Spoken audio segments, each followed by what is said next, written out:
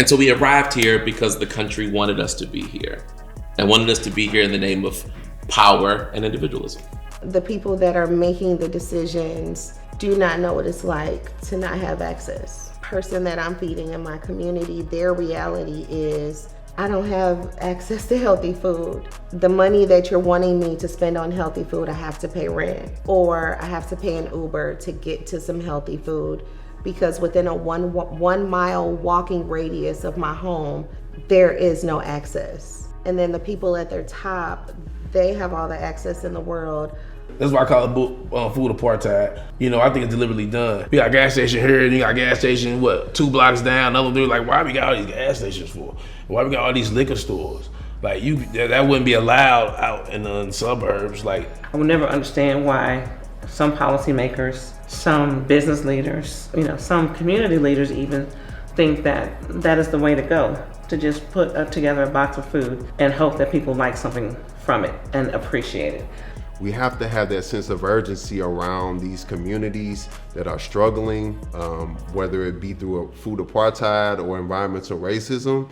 We have to start showing up for these communities if we want long-term systemic change to happen. It takes a catastrophe for people to wake up. Instead of doing the things that we know are right and just doing them because they're right, it takes an actual catastrophe or the bottom to fall out or our whole lives to blow up to really recognize, we need to make these changes. Who I hold to the fire are the elected officials who, in moments of crisis, often war, and now global pandemic, have demonstrated that if we want to, we can feed every child. If we want to. But if we don't want to feed them, we can also do that.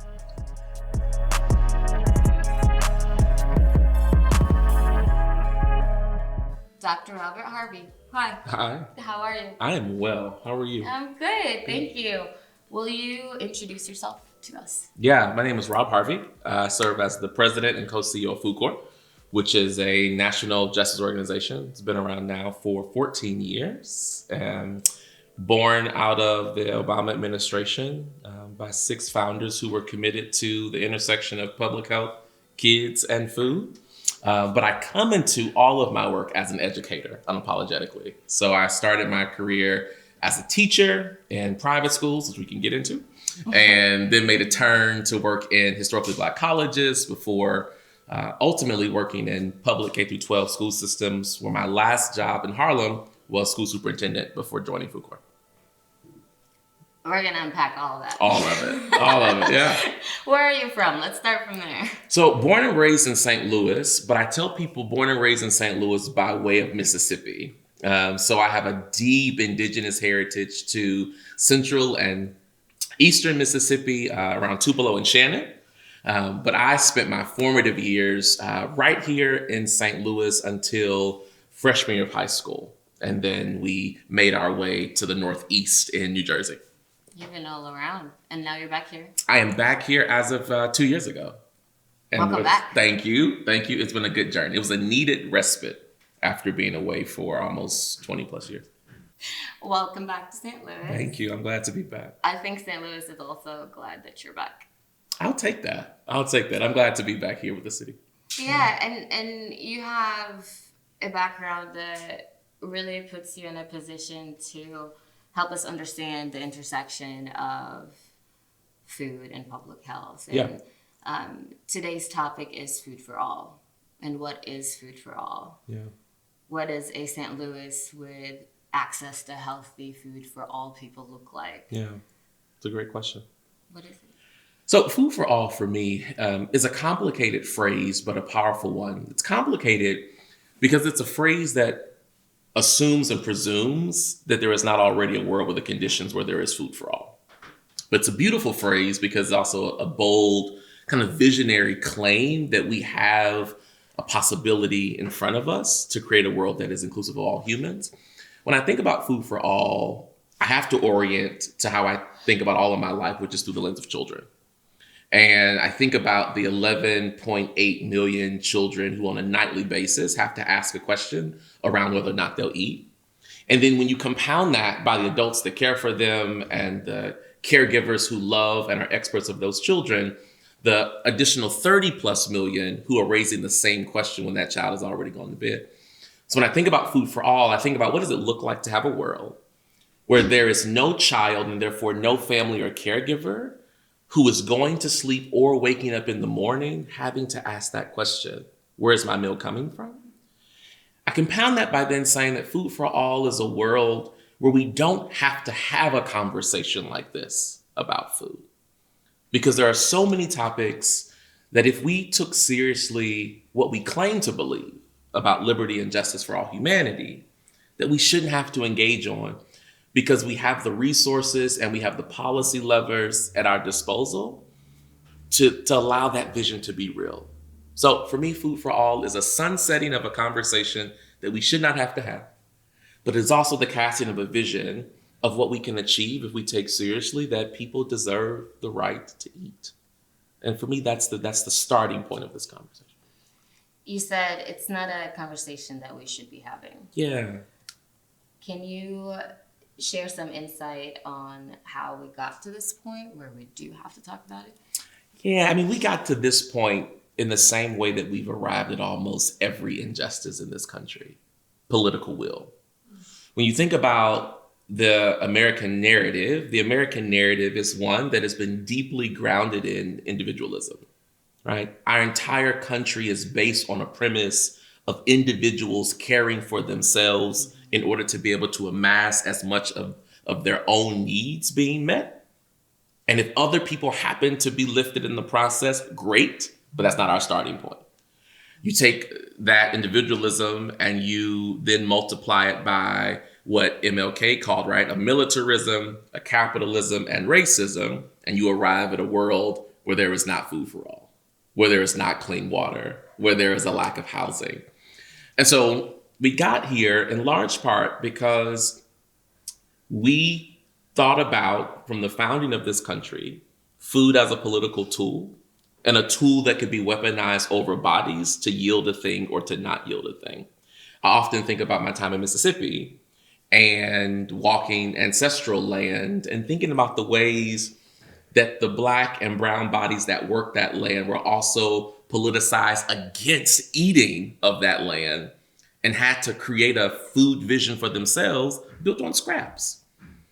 And so we arrived here because the country wanted us to be here and wanted us to be here in the name of power and individualism. So you've mentioned a lot of terms Yeah. that may be a little bit difficult for us to visualize in our daily life today when we're talking about food being politicized. Sure. What does that look like to kids going to school, to parents rushing to send them to school and then going to work? We got to this point through structures and there's historical context that gets us here. But what does it look like to our people living within the system? Yeah, so a politicized day for a average American child who goes to a public school looks like a breakfast that is in a plastic bag that needs to be broken apart, thrown in a microwave, and then put on the line. It looks like a lunch that has to be made for anywhere from $1.60 to $3 for each child in order for frontline workers to be able to have a decent wage, but highly likely not a livable wage, and for the big food corporations that provide that lunch to be able to make a profit in the spirit of American capitalism. It looks like that lunch having to meet so many regulations at some intersection between nutrition lobbying and the Child Nutrition Reauthorization Act, that ultimately the lunch or the breakfast doesn't look like anything that the child would have in a culturally affirming household meal. It looks like having 20 to 21 minutes on average in an American school to eat said lunch, so that the lunch has not become a part of a culturally affirming and belonging experience, but becomes a part of having to check a box so that you can get right back into the classroom. It looks like a meal politicized in that it is high caloric in its intake, but it low nourishing in its consumption. It looks like a lunch where the people who are deciding the menu are often people who don't look like anything of the children who are sitting on the benches in the cafeteria. And it looks like the folks who are legislating on that food at a congressional level are folks who have access on average to private chefs, Michelin-starred restaurant, James Beard winners, and are being able to craft a food journey that affirms them as much as it fulfills them, but then legislating for bodies in a way that we've not seen since the start of World War One, which is where our lunch program comes from. Was it, when you look at like the charts of our farmland in the U.S., Sure. the landscape has changed so much Yes. through the decades. Yeah. You know, what we're growing. We used to have family farms, Sure. right? Sure. Now it looks a little different. And the research shows that to address the issue of hunger, we started processing more food. Yeah. And it found our way into our schools. Yeah. And now it sounds like there's a disconnect between the people who are eating the food and the people who are producing it, Sure. making it, distributing it. So if a school were to change that, right? What does it take? How do we change where we are right now to make sure that the millions of children going to our public schools have access to a nutritious meal? Yeah, I mean, I would say it takes the same thing that it would take in any local community broad scale, which means it takes a decision of willing actors from different industries to come to the same table and to have a conversation that shares values first. And it seems like a flat answer to start with, but it's one that's often flown over in a rush to strategy. I say that because if we think about food for all, right, what we're grounding this conversation in, oftentimes our starting points are not the same about what we believe to be true. That the people at the table have to believe that people deserve the right to food. They have to believe that that food is not only a right, R-I-G-H-T, but it's also a sacred right, R-I-T. It's a thing that helps people to experience the fullness of their humanity. And then we have to believe fundamentally that the food that people deserve as a right and a right has to transcend our commitment to profit. And that's a complicated value to agree on when every industry in this country is built upon how can we all win? How can we all make money on the back end? So when you think about a school system coming together, what we have is a conflation of problems for literally every actor in the ecosystem. We have farmers who are growing amazing food that could be provided for a kitchen to be cooked.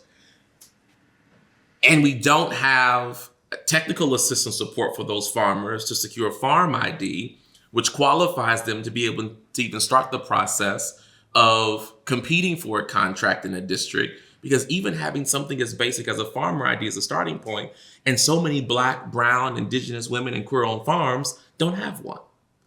You have that farmer who is growing beautiful produce that's being supplied to a cafeteria where nobody on the line can scratch cook. So even though I have the fresh produce, who is training and developing a workforce to return to a day of scratch cooking? If I can scratch cook, my district only gives me 21 minutes on average to feed the children. So scratch cooking and a freshly nourished meal on a lunch tray cannot be done in that same 20-minute increment if I have 6 to 8 periods of lunch I have to run through. So what do most schools default to? The salad bar. Because that seems to be the quickest, most efficient way to get fresh produce in children. Well, fine, we have the salad bar, but who's doing the food education for that child to know, how do I access this vegetable that I've never seen before? How do I build a relationship with a squash when I was raised in a community where we didn't have access to squash? And now you want me to participate in indulging these foods and these foods that are nourishing, but they're not part of me. That nutrition director who wants to work with X farmer, who now has secured a farmer ID, who can now provide fresh produce, and we now find people to scratch cook. But now that food director needs that farmer to get their costs down so low that the small family-owned farms can't sustain at that scale because they have to get their costs down to sometimes a penny's price point for fresh produce, Because in that same $4 a day they have for little Robert, I got to pay the front line, I have to pay overhead, I have to pay my food contract, I have to ensure capital infrastructure is sustained, I have to do supplies. So much so that in almost every school district in America, every cafeteria loses money every day. It's a losing money business. But if we don't come to terms with it being a losing money business, then we're going to always make decisions that privilege. We have to at least try to net even. And in a net even pursuit, the loser is the child. In a net even pursuit, the farmer is going to lose. In a net even pursuit, the only person that wins is Big Food. Because Big Food has scale, Big Food has infrastructure, and Big Food has enough corporate contracts. If you tell me I have to put a lunch together for $2.18, done. But you tell your local farmer you got to put a lunch together for $2.18, and that has to be everything that contributes to all of the regulations in the Child Nutrition Act. Almost impossible. So it requires us all coming to the same table: the farmer, the food nutrition director, Big Food, frontline workers, local mayoral infrastructure, the school superintendent, family advocates, child advocates, all saying, like, what's our shared value set around how we spend time in this lunch menu? What do we believe to be true about children's deservedness from 7:30 to 8 and from 11:30 to 1? And if we can align on what we believe to be true about their deservedness, then we can start creating a new story that's powerful.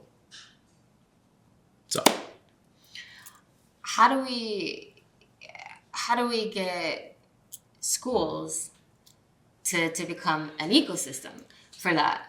We need different actors to come to play for it to come to life.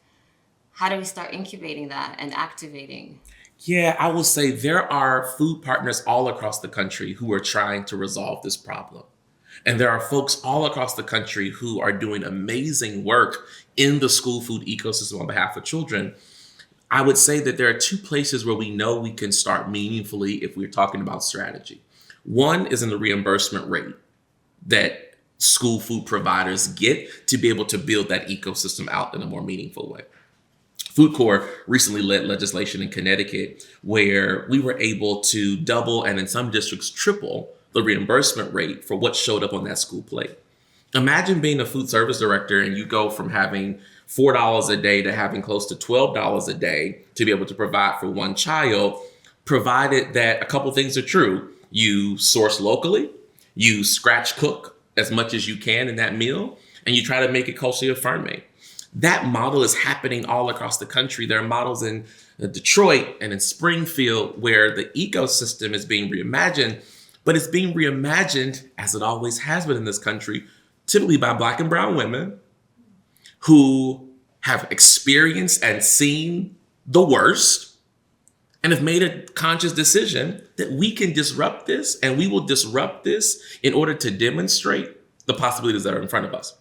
And so I don't want to fly over the fact that even in my travel all year long, I'm constantly running into Black women in particular who are running school food ecosystems that are spending their lives saying we can cast a new vision for children, but it does require us to take seriously, again, how much money do we have at our disposal to be able to fulfill that vision for kids? It really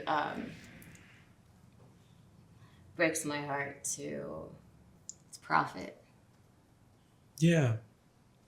It's a challenging reality to be up against. And it's one that can cause heartbreak. And on the flip side, I think it can cause us to have a moment of reimagining, and I continue to get back here, how we define and talk about and think about the value of the human body and the value and thought of the human life. I don't deny the fact that the idea that we are going to disrupt or tear down the tentacles of capitalism anytime soon are far beyond the scope of the work we do. But I do believe that even in a capitalist infrastructure, we can hold ourselves accountable and responsible to a starting point that is different than our current starting point. So versus us starting with the bottom line and saying, what do we net at the end of this fiscal year? If we started with, let's cast the vision of what we believe the plate should look like. Is it locally sourced? Is it scratch cooked? Is it culturally affirming? Does it involve student voice and choice? Does it have family engagement at the table? Is a local farmer participating in our imaginative process? Are we getting community input? If we start there, and then we say, well, how much does that cost? Let's put $1 on that vision.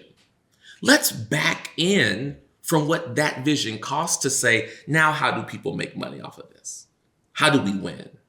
But I worry that most folks, because of our hunger, pun intended, our hunger to win more money, our hunger to see an increase in the dollar, that it takes so much work to convince the ecosystem that we can have a different starting point. I find myself often in conversation, most time in debate, but let's call it conversation with folks who participate in that ecosystem who always say, Rob, listen, I'm with you. It should be culturally affirming. It should be scratch cooked. We do need to be using as much produce and beef and meats as we can from a farmer within X miles of that school district. But I got thousands of employees relying on me to make $1 out of this. And I respect that. And I honor that. And the same employee that is relying on them to make $1 is often the same employee that has a child in that school district who is also not getting access to the vision that we're casting. And so I often invite owners and founders in the food space to think about putting a child's name or pictures of the children of the employees on a table. And let's start with saying, if you had to design a food experience for your little person, what would that food experience look like? Now, how do we do that at scale in a way that makes sense? And the only way that we can pull that off is systems level change. And so I don't hold food service providers to the fire as being the enemy of this work at all. In many ways, they are heroic in what they have to try to pull off with the dollar at their disposal. Who I hold to the fire are the elected officials who, in moments of crisis, often war, and now global pandemic, have demonstrated that if we want to, we can feed every child. If we want to. But if we don't want to feed them, we can also do that. And so that's who we hold to the fire at FoodCorps, is we hold systems level leaders to the fire. Because I think about, I was a school superintendent at the time when the pandemic was at its peak, and being able to receive word at every child in the school, cousins in the home who are not a part of the school, family members, adults, everyone can eat from the district. Everybody. Come pick it up, we'll drop it off, we'll centralize it, but it's all free. And then to hear, now on top of that, 6 months of child tax credit increase. Money, you don't have to justify it, regardless of income, you have a child, you get it. And then all of a sudden, actually it all goes away. We can't afford it. But we were able to afford it, quote unquote, for almost 1.5 years of time. And now we cannot. But we can seemingly afford all kinds of other packages in this country if it's a direct tie to capitalism, militarism, or racism. And so I think we have an opportunity, and FoodCorps is making a play right now on local electeds and state electeds. I think we have a political opportunity in front of us to get food for all right. And our goal is by 2030, we at least get it right for the 54 million kids who are in school systems. So we've given ourselves a long but meaningful 6-year runway to at least resolve food for that group. And you need farmers on your side. We need everybody on our side. We need farmers. We need food service providers. We need food service professionals. We need frontline workers. We need families.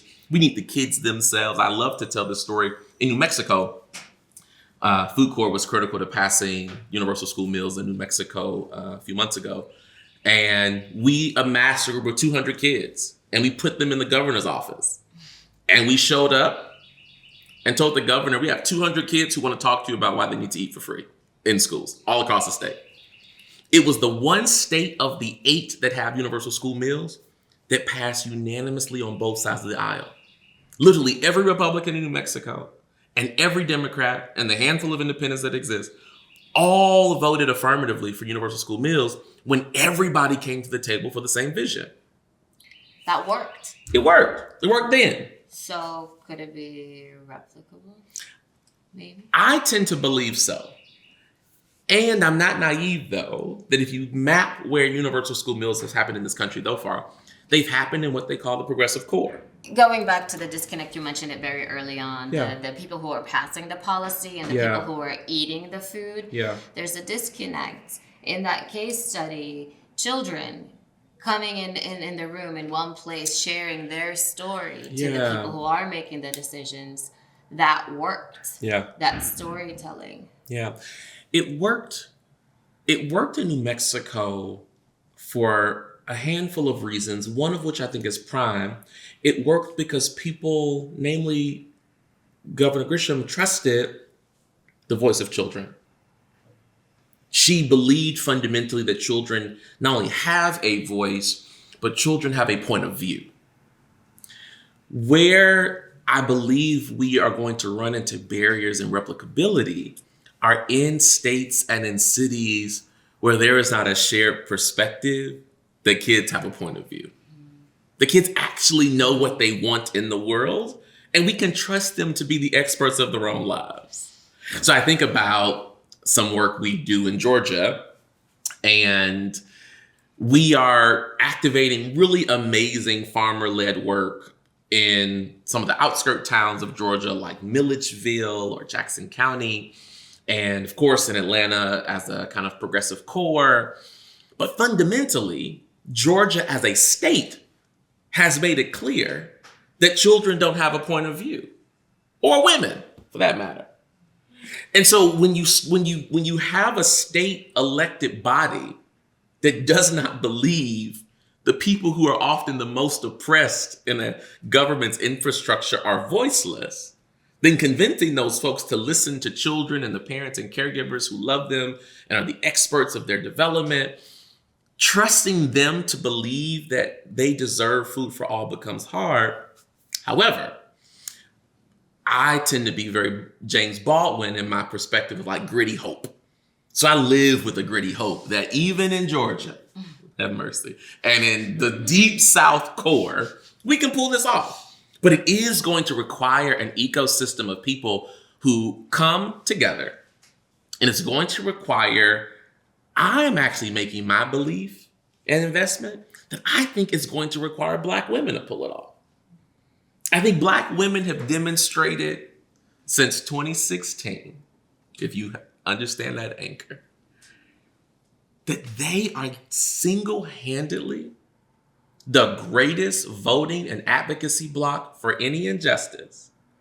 And to build a food for all narrative and a food for all world where Black women, namely in the South, where 62% of Black children are educated in this country, to try to build it without them is foolish.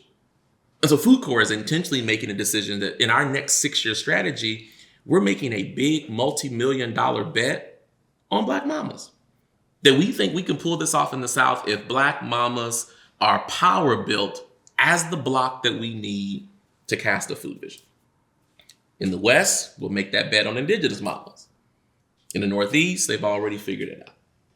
So we are making our bet that Black and brown women, Black and brown caregivers, the people who have had to literally be the innovators of democracy, are where we can cast this vision for food for all. That to me makes it replicable. If Black mamas though say no, I think we lose. So the people who are having to figure out how to go around the system and heal the soil and nourish their children, the solution has to involve their voice at the table.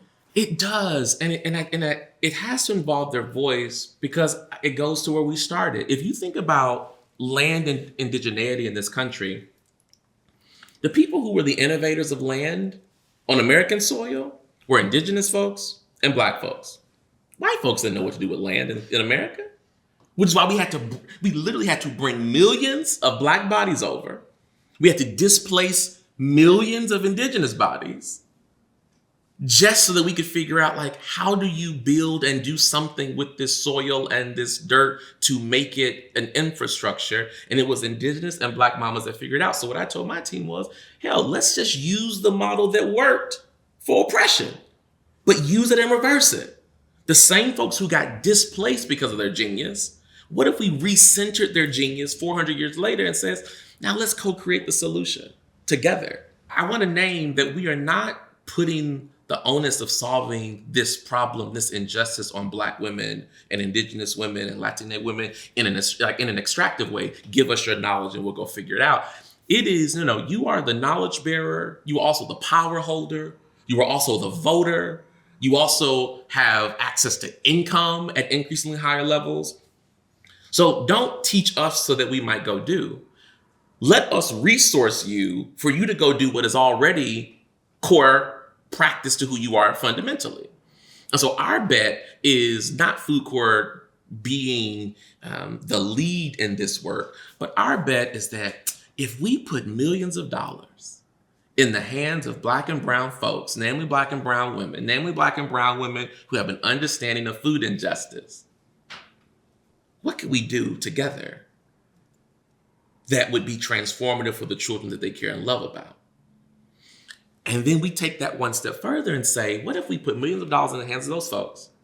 And then we partner that with food education in schools, where let's cast a vision, but then let's also develop the next 7 generations of American citizens, or not, who have access to hands-on food education where they become holders of the mysteries and the wisdom of the soil. Then we solve a generational injustice.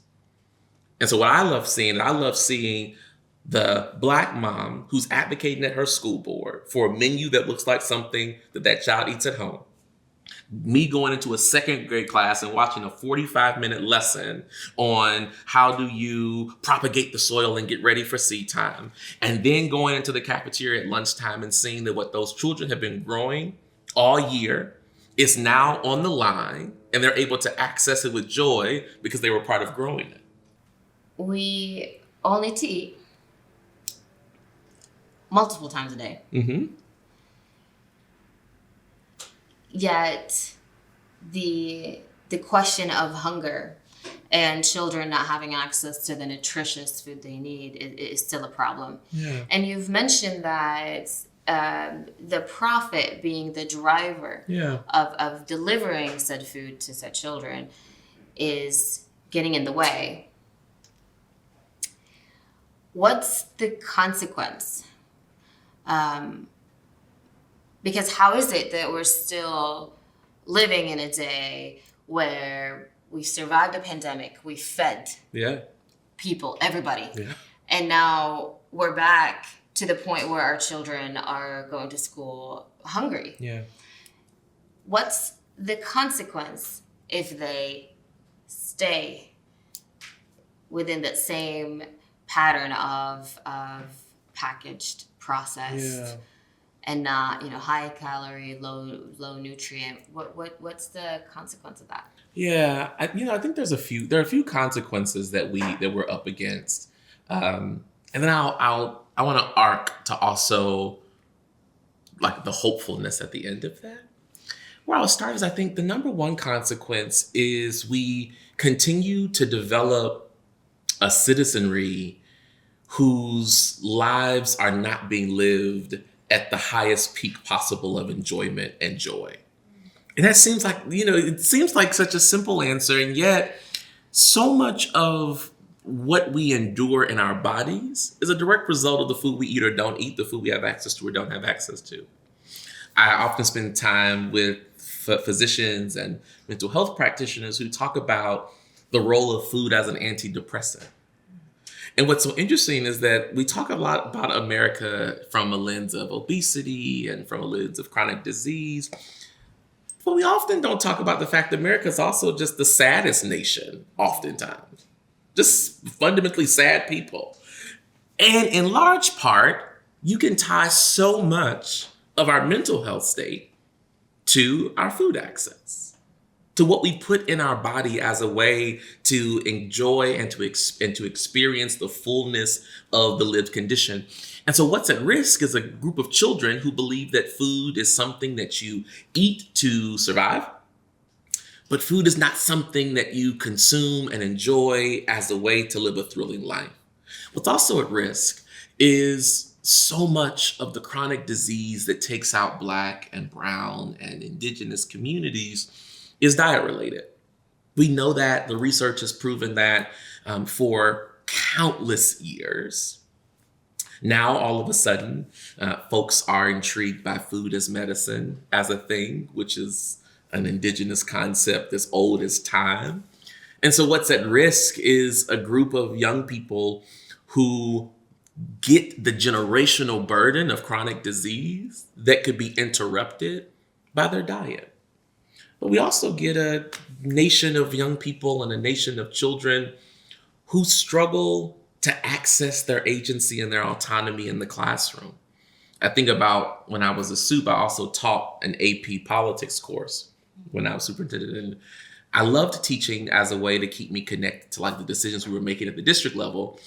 But I will never forget that like 12:30 to 2 o'clock was the struggle bus for kids, because what they ate was going to be a determinant around whether or not they were going to swing up for the second half of the day and that they were going to show up thriving, or whether or not heads were going to be down and what we call affectionately the itis would have kicked in because of whatever they put in their body.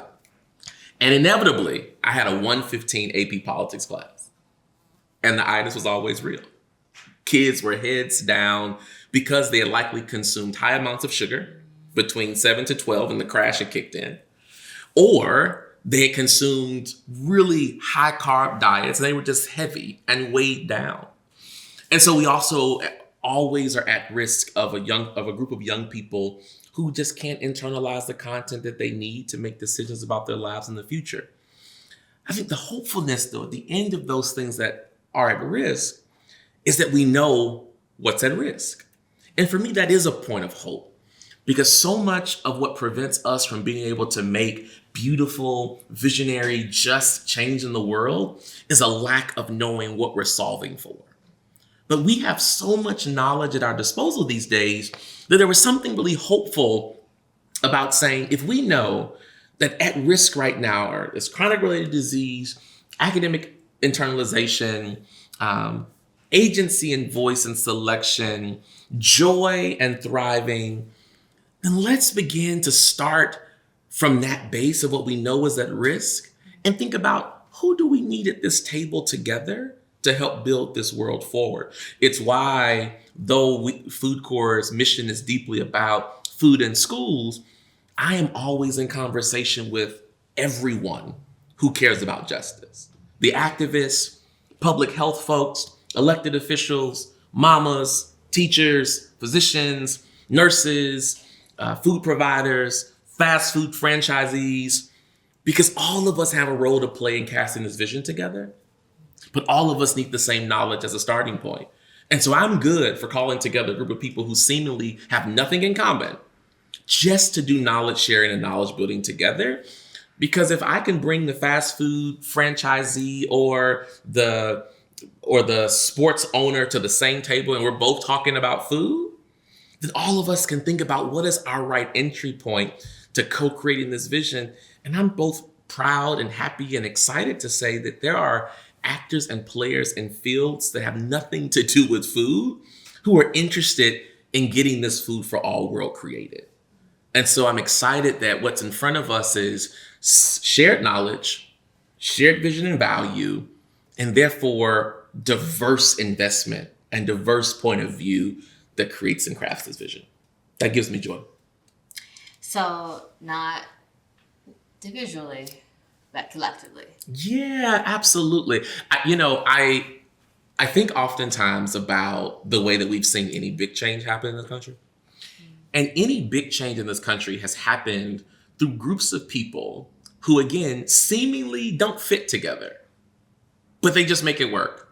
I think about like the civil rights movement oftentimes. You had folks like, you had a king critical, but you had X, you had Bayard, you had Septima Clark, you had Andrew Bova, you had Toni Morrison, you had rabbis, you had imams, you had white Catholic nuns, folks who seemingly in a moment in time were supposed to hate each other. They figured it out because, again, there was shared knowledge. Folks are being oppressed. There was shared vision that this is not the deservedness of human life. And therefore, if we can suspend some of the other things that keep us in our divisive states, we can probably craft a version of a way forward where people can be elevated together. We have so departed from that kind of ethic that our work at FoodCorps, our movement building work, is deeply hinged on that belief. How do we do the communal better? Do you have an answer? Did you figure it out? I don't know that I have an answer, but I have a set of assumptions. I think we do the communal better by sacrificing the need to be the expert at all things. Right? When I show up in a room, I know the boundless numbers of things I do not know. And I try to remind myself to take the perpetual posture of a student and to learn and to listen to see, like, what is a possible new entry point into this space? I think the second assumption that I make is that for folks who have access to resource, there must be a willingness to transcend the self to do something with that resource. I think about a few years ago, everybody who had X numbers of millions and or billions of dollars was signing the pledge, this 50% pledge. And then some were signing the 100% pledge, all their assets gone by death. And yet, what never seemed to accompany that pledge was a larger why at work. Like, are we signing this allocation of resource because we don't want public scrutiny? Or are we signing this pledge because we fundamentally believe that the distribution of this resource is, in fact, one of many levers that allow all the ships to rise in the night? And so we're in a conversation always with individuals who are part of our philanthropic journey to say, we value the gift and we need your giving. But I'm also more interested in why. Why are you committed to the pursuit of philanthropy? We know there's a tax incentive. We know that there's a public narrative incentive. But is there something more fundamental to the human condition that you're in pursuit of? Like, will your humanity grow as a result of you recognizing and realizing that people have done so much more with so much less? So I'm interested in the why. And the third assumption I would make is that we pull this off always by trusting people most proximate to oppression. It is so interesting to me that if you look at the seat holders of power, so many of them at some interval in their elected journey are no longer proximate to oppression. And therefore, they turn as if they had never had access to oppression. We see it happen all the time with electeds. They win on a community-centric, human-centric, people-centric base. And then all of a sudden, they become participants in the same yielding of the power and the wielding of the sword that they critiqued at one point. And so we are interested in helping people to always remain as close as possible to the seed of oppression and being willing to sit at the feet of those folks intimately. Being connected to what we know to be the stories on the ground. It's partially why I spend so much time away from St. Louis. I'm constantly traveling this country, trying to listen to and learn from folks who just live our mission on a day in and day out basis, and learn from them as a way for us to be able to craft a new vision for us. So those are my three assumptions. And if I had a fourth assumption, my fourth assumption would be that we talk a lot about systems change, and I believe that systems change is critical. But my fourth assumption is I think we undervalue the role of narrative in storytelling. And that storytelling is, in fact, probably a greater lever of changing the hearts and minds of people than the ballot itself. And so I would bank that we have lost a bit of the art of storytelling. And I'm grateful that people are reclaiming that art as a way to move the needle forward on just initiatives. Especially for people under oppression, storytelling to keep our Yeah. story. And interestingly enough, right, oppressed folks in general, and I'm going to speak in the aggregate, tell beautiful stories. Because when you live a truth, it's hard to not tell a beautiful story about the truth that you live. But oftentimes what we do, right, we extract the story and then somebody else tells it on their behalf, but then colors it and frames it in a certain way and tries to edit it and cut it. But what would it look like to let people locate themselves, however they locate themselves, as a starting point for us to be able to trust the results, but also to trust the vision that they accompany the world with. And so I am inspired deeply by storytellers right now in the world. And so much of my personal reading and personal research is about storytelling and just learning how do we do it better in today's world where there are a lot of competing stories. So. You've heard a lot of stories. Yes. You've read a lot. You've seen a lot. How has it impacted Dr. Robert Harvey? Yeah. So I'll start by saying it has impacted Rob first. So when I listen to stories, I am always intrigued by finding like the connectional point to my own humanity. And as a Black body, as a Black queer body, as a Black queer Midwestern and Southern body, as a Black queer Midwestern and Southern body that has access to economic privilege in many ways, that has access to education privilege, the stories I have heard have humbled me because they have reminded me oftentimes of the ways I've been able to transcend the assumptions about my body in this country. And I've been able to transcend what is supposed to be true about my lived experience as a result of all of those intersections. I think about conversations with women like Althea Brown, who leads an amazing work in Camden, in the Camden City Schools. And she talked about a story of like, she was drawn to food service after being in accounting because of her own children. She's been raising Black boys. And she talked about how she was prepared to take a decline in her own economic pathway and to take a pivot in the way that she thought about her own living in order to give her life over to food service work because she wanted to see a cafeteria that took seriously her boys' lived experience and what they enjoy on a day-to-day basis for breakfast and for lunch and for their midday snack. And I think about when I listened to her story and what she was willing to sacrifice in the name of using her boys as a case study for impacting tens of thousands of kids over the last 20 years. It was such a reminder for me of the number of Black women, my mother and grandmothers and my aunties, who all took that sacrificial journey so that whatever my story was supposed to be, it didn't have to be true. And I could see a new version of it.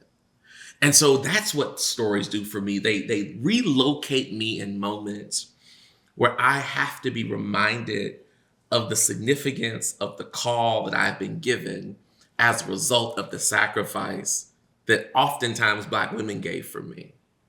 And so that's what they've done for me. And so every time I log on to work and every time I call an executive team meeting and every time we're interfacing with the White House and every time we're planning some panel with an elected, I go back and remember a story to like locate myself in whatever we're about to discuss. It is in hope to give a child a version of a future that is not supposed to be true. It is to give a network of kids and caregivers a world through food that every indicator says is supposed to take them out or keep them hindered. And so that's what they do for me. They relocate me if not every day, they relocate me every week. And like taking seriously the weight of the privilege of this seat in this moment in the American story. Because I think we can, in fact, see a world by 2030 where 54 million kids eat for free, and it's nourishing, and it's culturally affirming, and it's locally grown, and it's scratch cooked, and it shows up at school. The biggest restaurant chain in America, FYI. The biggest. I fundamentally believe that. And the only reason I believe it's because of stories. If not for them, I don't know what I would believe, to be honest with you, about the possibility of that. But I believe it because of the stories I've heard. Dr. Robert Harvey of FoodCorps, back to St. Louis. Yeah. We are wanting to hear your voice specifically, giving your education, your background, your current mission, to really explore what food for all means. And to get us started, maybe explaining what food sovereignty means, the idea of agency. Yeah. Food sovereignty for me and for our work is deeply grounded in the intersection of two truths. One is voice and the other is agency. For FoodCorps, when we talk about food sovereignty, we're talking about a world of food and a world of land where the people who are most proximate to that land and the people who are the experts of growing food on that land are the ones who are giving voice and imagination to the entire ecosystem, and therefore becoming the agents of how you grow it, how you distribute it, how you care for it, and ultimately how you create a cycle of generational knowledge and learning where the entire ecosystem of that land is all rising together as a result of that. We often anchor our thinking around food sovereignty at an intersection of indigenous knowledge and West African thought, which says that if we take seriously the communal we, that all of us winning, then it must take seriously that the people who have sovereignty over a given territory or sovereignty over land must be people whose lives and blood and sweat have also been a part of that land. It has been born from it. So for us, food sovereignty is taking seriously the fact that no land and no food grown on land is absent of a body narrative. It's not absent of a body story. And we have to take seriously the role of the bodies who have cared for and tended to said land. And as a result of their caring and their tending, produced food that all of us are the beneficiaries of. And so there's also a kind of cultural honoring that is core for us. We distill that down into four main concepts. That's for us that food sovereignty involves locally grown realities. It involves the practices of indigenous and scratch cooking. It involves a treatment of the land and the food from that land that is culturally affirming, meaning that my identity is not just seen, my identity is centered. And then ultimately it calls for voice and choice. That as a result of being an expert of that land, I participate in crafting the vision of what needs to be true in it and on it and from it for all who benefit.